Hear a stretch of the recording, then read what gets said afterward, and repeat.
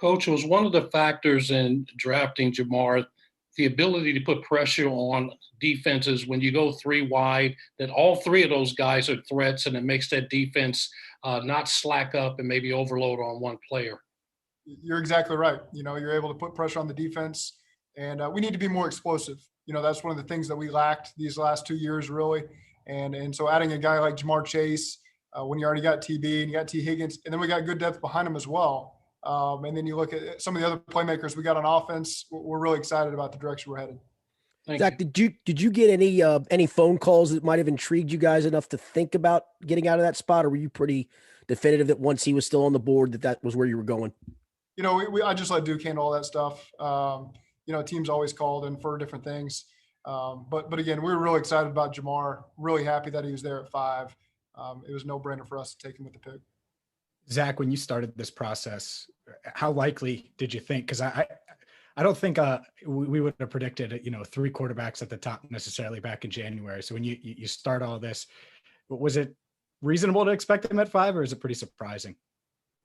That it's hard for me to go back to January on what I thought my expectations would be, but we thought that there was a good chance 3 quarterbacks, maybe even 4 quarterbacks, you never knew, would go in front of us, and we were able to get a player that we were really excited about because there were several of them there. But again, we're happy that Ja'Marr was the guy that was there at the 5th pick and grabbed him as quick as we could. Coach, who does JaMarr Chase compare to that maybe you've coached or a receiver you've seen? Everybody's big into the comparisons. Does anybody come to mind that when you try to analyze and compare Ja'Marr? Not necessarily. I just look at the traits he has. He understands the ins and outs of playing receiver. He's got great route understanding, great scheme recognition. They're not 50-50 balls really when the ball's in the air. He does such a phenomenal job of positioning his body and going up and making plays and then finishing plays off. That's one of the things that really stands out. He's got quickness, he's got speed, he's got great hands, but his ability to make that first man miss or break that first tackle to get additional yardage there is really exciting to watch when you turn on state from 2019. Zach, you're always looking for guys with high character and leaders and captains. One of the things I heard a lot talking with Ja'Marr's high school coach was just his work ethic. How much of that was a part of your decision as well? Absolutely. He fits everything that we're about here in Cincinnati. That's one of the things you can get. That's where Joe Burrow comes into play. You get a chance to talk about a guy's work ethic, and for Joe to talk about how much time they spent together, even in the spring, just outside of football and working on it one-on-one, outside of team activities, tells you what you need to know about him, and that he's going to fit right in with what we're doing on offense and as a team. Zach, how much did Joe campaign for Ja'Marr, and how much of that success they had in 2019 play a role in this pick? That's not really Joe's style. I know that was reported out there. That's not how he goes about his business, but I certainly went to him and asked him specific questions about not only Ja'Marr, but other players he's played with. And you could tell that he had a great fondness for Ja'Marr. He would be excited to play with him again if that's the direction we headed. But again, that's not really Joe's style to come up and say, hey, we need to be taking this guy. That didn't happen at all.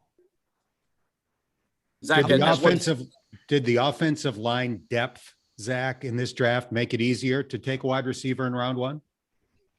We feel like there's some guys available that can help us. We also feel like, getting Jonah back healthy, getting Riley Reef over there at right tackle, that we've got some guys coming back that will help us that maybe weren't available to us all of last year. And so, again, there will be some players in this draft. That's a position we will continue to address, but felt good about adding Ja'Marr with the 5th pick.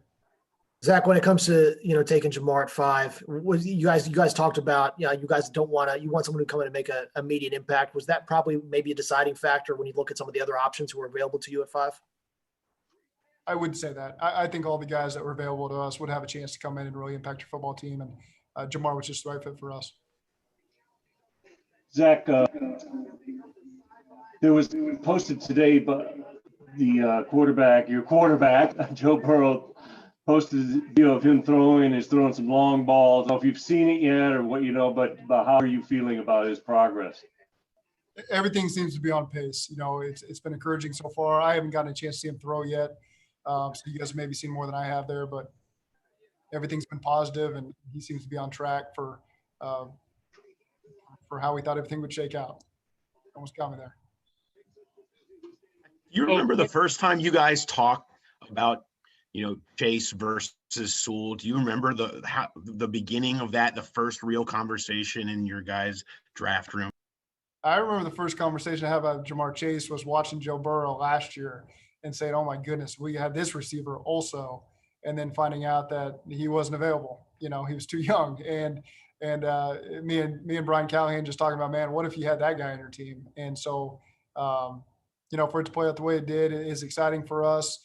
I don't remember the first conversations, to answer your question, Paul, in the draft room. We have, we've been meeting up there for months now and have extensive conversations and talk through every scenario. And again, Duke leads the charge there and does a phenomenal job of leaving no stone unturned and making sure we have every uncomfortable conversation that you got to have and make sure that we all get to the result that we're going to get to tonight. And so just really hats off to Duke and his staff and the work that they've done and the position they put us in over the course of this process has been really impressive. Coach, how about the style of offense that LSU ran in 2019 with Joe quarterbacking and Chase, and now you have Moss too, the tight end that he had success with in 2019. The style of offense transitions pretty well to the NFL. Is that a factor? It does. Pro style concepts there. You can see a lot of things that we ask our guys to do that he's done on tape. You can see Joe and the timing with JaMarr in that case, and so. Obviously, there's a little bit of new terminology, and there will be some new wrinkles that are new to him. But I anticipate him coming right in and being very comfortable with the terminology, what we ask him to do, and obviously being comfortable with the quarterback, which is encouraging. You didn't add a starting wide receiver in free agency. Was the type of player you knew you could get at 5? Did that play any role in that? No, we evaluated plenty of receivers, and we just felt like we had some needs on defense we needed to address. We added Riley on offense. So we felt good about where we were headed. And again, we got a lot of confidence in guys like Auden Tate and Mike Thomas and some of those guys that are behind them. Those guys have played a really good role for us and will continue to in the future. Coach, you had the first pick last year a little bit more certain about who you would get because no one's in front of you. So much uncertainty in these first 4 picks. Was there a little different anxiety for you waiting for number 5 to come around? I think that's safe to say. When there's a player you really want, you want him to be there. And, so some of those 10-minute periods there and the 2 picks before us, you're just intrigued to see what some of these other teams are thinking, even if it doesn't affect us. There's a lot of conversation that occurs over the last couple of months and speculation, and it's fun to follow. And it was interesting to see who those teams would pick. Thanks. When you asked Joe Burrow for some information about JaMarr, was there anything especially impactful or any story that he shared that you really resonated with you?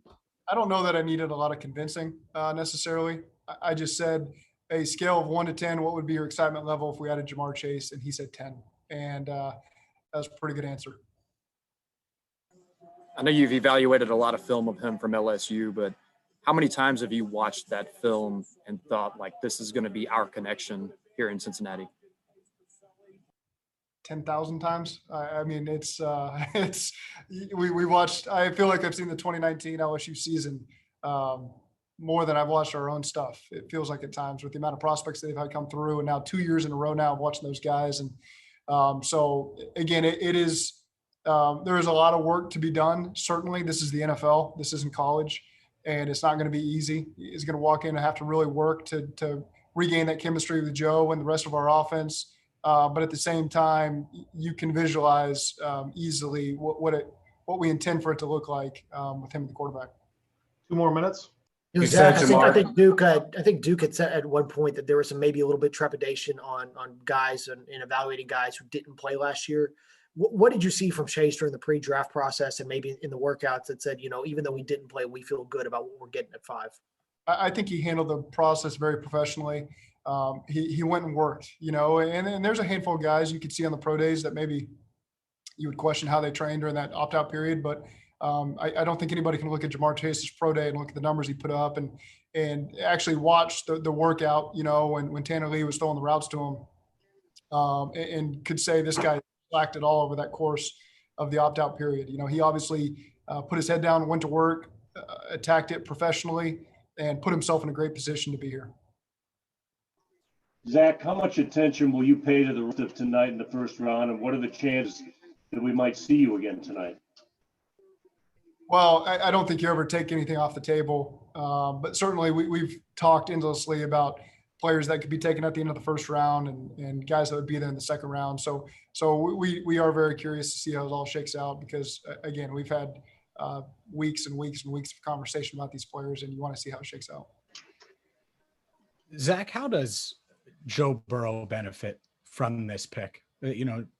Overall, X's and O's wise, how does it make his life easier? Well, there's certainly 3 receivers, and we're not even counting our tight ends and running backs who can really challenge a defense. We feel like all those guys can win. We expect them all to win one-on-one situations. They all have a great football IQ. They all have great ball skills. They all have separation ability. They all have big play ability. And so, again, it's an exciting group to trot out there on the field, and really excited about what it's going to look like. One last question. It appeared that JaMarr was wearing orange and black shoes. I don't know if he anticipated this or hoped for it, or if I'm just, reading too much into it, but how did he react when you made the call? You could see there was some excitement there. He was obviously in Cleveland with his family, and you could hear the cheers in the background. And it's one of those experiences I don't take for granted, being able to share that news with somebody, and it's life-changing news. And I could tell the excitement level. You could see whoever was behind him was excited as well. So it was a really cool experience.